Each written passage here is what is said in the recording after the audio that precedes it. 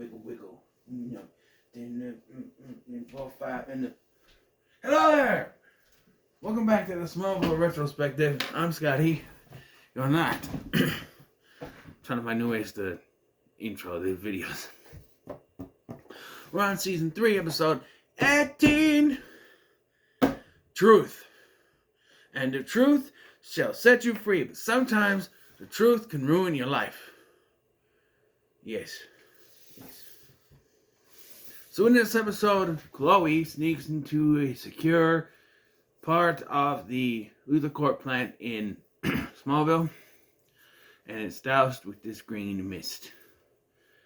And she suddenly finds out that whoever she speaks to, except for Clark, because convenience, they have to tell her the truth. So let's talk about my issues with this right here. It has been proven on several different occasions that meteor freak abilities also can affect Clark. So why doesn't this meteor ability affect Clark? Well, you see, when they wrote this episode, I bet you they were like, well, let's an episode where every time, where Chloe gets hit with something and whoever talks to her has to tell the truth. And someone probably went, whoa. It can't work on Clark. But it affects everybody. But it can't work on Clark. Because if it does, she would find out about his secret. And we can't have that till next season. Look. I enjoyed this episode. I thought it was pretty good. But the biggest problem I have is that they didn't pull the trigger on Chloe finding out about Clark's secret in this episode. Now I know, Okay, so I don't want to go into spoilers on the finale. So let's put a pin here in this. I'll come back to it in Covenant. Okay? But with what happens in the finale, in the season finale, I think it would have worked. 2 characters are essentially gone. 2 characters that would have known Clark's secret. So now what? Think about this.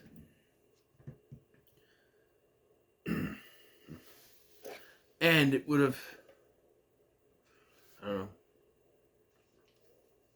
influenced the decision. But, yeah. So Chloe, no matter who she talks to, has to tell her the truth. Even a teacher, and this is probably something that wasn't necessary in the long run. You had a compelling story, but we needed to have something happen. I said it in an earlier episode where we were trudging along, but then you have this little thing that comes in. I don't remember which episode it was. I don't remember what episode it was, but it's in the last this guy thing where the episode was good, and then they put in this meteor freak plot that had to come back around. And they do that here. It's not a meteor freak plot, but it's with this teacher. She asked this teacher about her past, and she says that she was a protester back in the 70s and accidentally led to the death of a security guard that was there when they set off these explosions that were supposed to go off. No one was supposed to be there. They didn't know there was a security guard there. He died, and she's been on the run from the law ever since. She changed her name, and her son didn't know about that. That's in the episode, so that at the end of the episode, we can have him try to run her down with his truck out of fucking nowhere. Like, at this point, I forgot about that, and all of a sudden, this truck is following her and attacking her. I'm like, what? And then they show the guy, I'm like, oh, is this guy? Really? You had a compelling story. What if? Okay, so by this point, she's on the way to the camp farm to talk to Clark's parents. This is where you pull the fucking trigger. Clark finds out about this, and he super speeds in front of the truck, her car, who is not the Volkswagen Beetle, even though she has one later. I think it's her dad's car. In front of the car to stop her, and that's where she sees the powers. And he has to explain. If you're going to learn the truth, you're going to learn it from me, not from my parents. That's where they should have pulled the trigger, but they didn't. And they could have. but they didn't want to. So they had to throw this fucking guy in there for no reason. Right? Think about it. He tells her the truth, and in the middle of her ranting about how you should have told me sooner, she collapses from this stuff because you find out that it's, lethal. And then he uses this big ass needle on her, saves her, and now he has another person who knows the secret.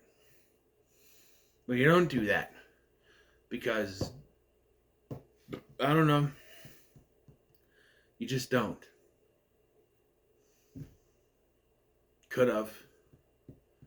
And especially as it would add to, and it also adds to something anyway in the finale, but just having this kid come back, I don't know where, because I'm pretty sure that everybody forgot about this kid until he shows up again. Now, who is this? Oh, it's this guy. Really? We're going back to this? Because we find out the teacher gets arrested. Okay. Good. I mean, it was an accident, but, you got to pay the piper. But, anyway, go back in the episode. Lex finds out. There's so much coincidence in this, by the way. Lex finds out that she has the ability to get the truth. And we get a great scene where we find out what Lex's big problem is. He just wants his father to love him. Well,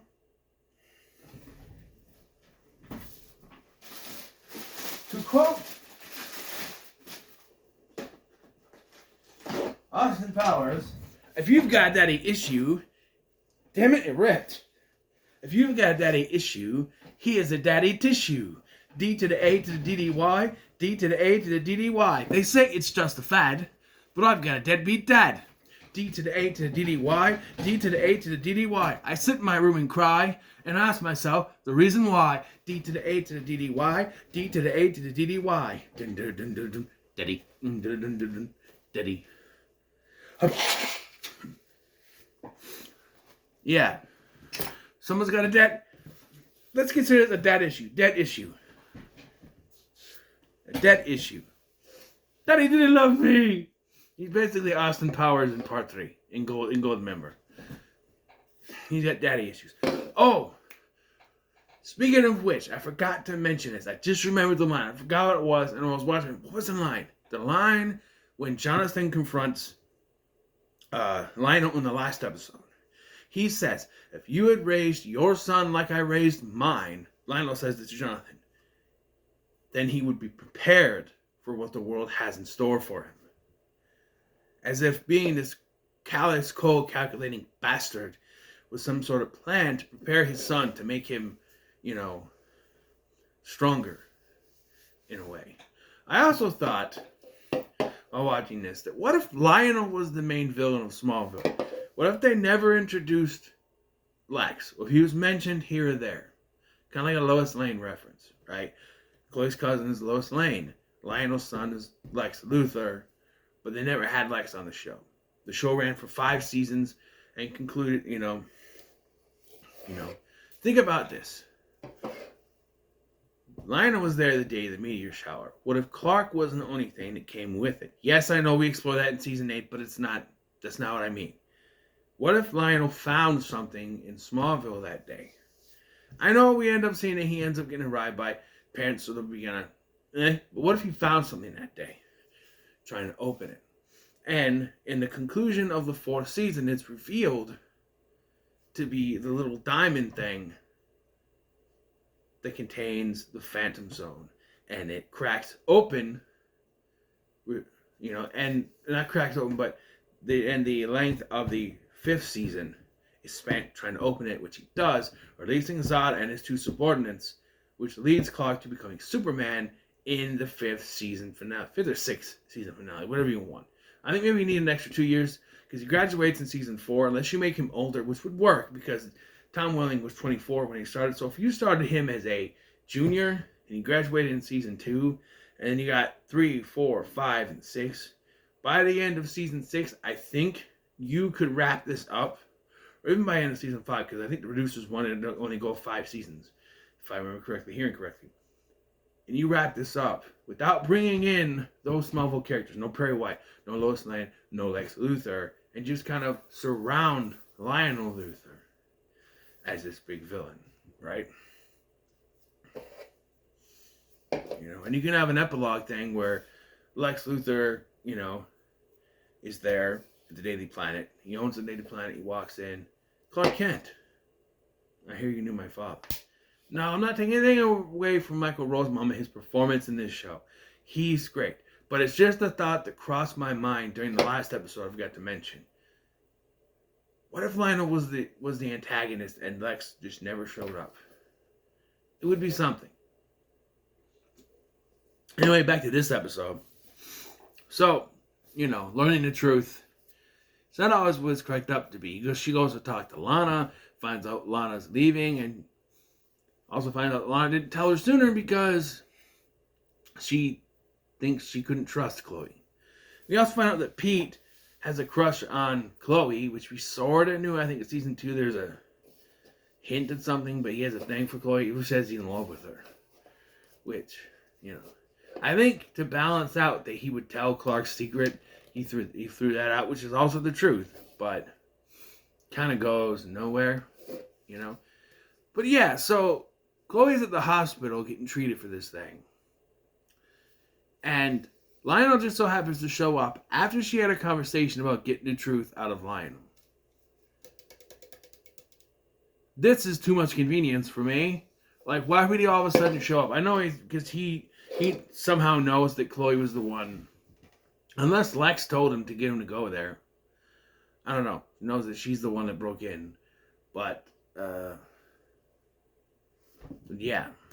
And we find out that, yes, he did kill his parents to get the insurance money to start his business. So Luthor Corp is basically created from the ashes of a tenement bombing. Yay. Death. And so she gets this on a voicemail recording. And then the end of the episode, when she goes to listen to it, Lionel Luthor's on it. No use of searching for it. It's gone. Bull fucking shit. You cannot do that.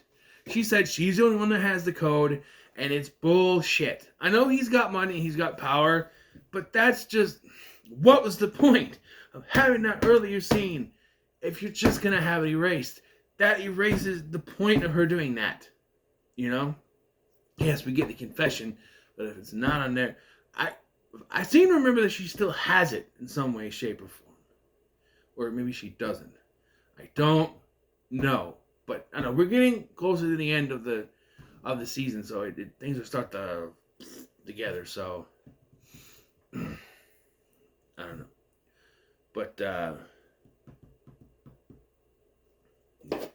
and it's in this episode that Clark finds out Lana's leaving, and I was confused because I swear she tells him she wants to leave.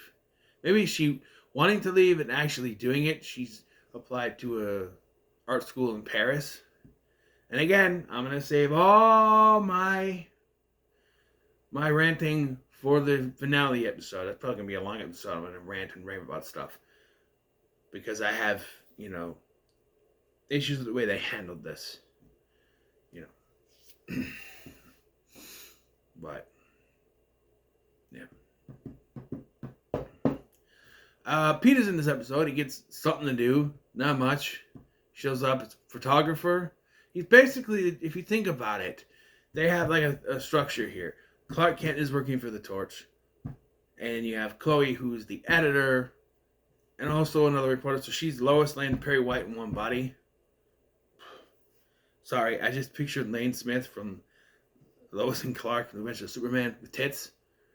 Great, Shades of Elvis. Don't want to see that. I don't know why that popped in my head. Anyway, and Pete is basically Jimmy Olsen. So they basically made Pete Jimmy Olsen without doing anything with it. Jimmy Olsen is a great character because he's Superman's friend and Clark Kent's friend at the same time without even knowing they're the same person. And that works. Lois Lane is a love interest for both characters, not even knowing they're the same person. But that's different. Right? And Perry White just wants to get the next great story. He doesn't really care about either of them. He's like, Kent! Well, I don't know why I always turn to Lane Smith, but that's what... Kent! Give me the story. You know what was a nice reprieve in this episode? No sheriff. Mr. Kent. You know, she doesn't show up. You know, I can see... and Miss Sullivan, I heard that... Or, Mr. Kent, I heard your friend was snooping around the Luther Corp factory. That's trespassing. I didn't know which one it was, though. Yeah, I don't know. This episode's getting a 3.5 out of 5 for me. I liked it. It's got some stuff in it that works, some that don't. But, especially that coming back around to that character. We need to have some kind of conflict at the end. Again, I think my ending would have worked better. But, far be it for me to decide how to write your show. But, yeah. So, what are your thoughts on this episode? Leave me comments. Let me know, like, share, and subscribe. Thank you for watching. I've been Scotty, and I'll see you in the next one.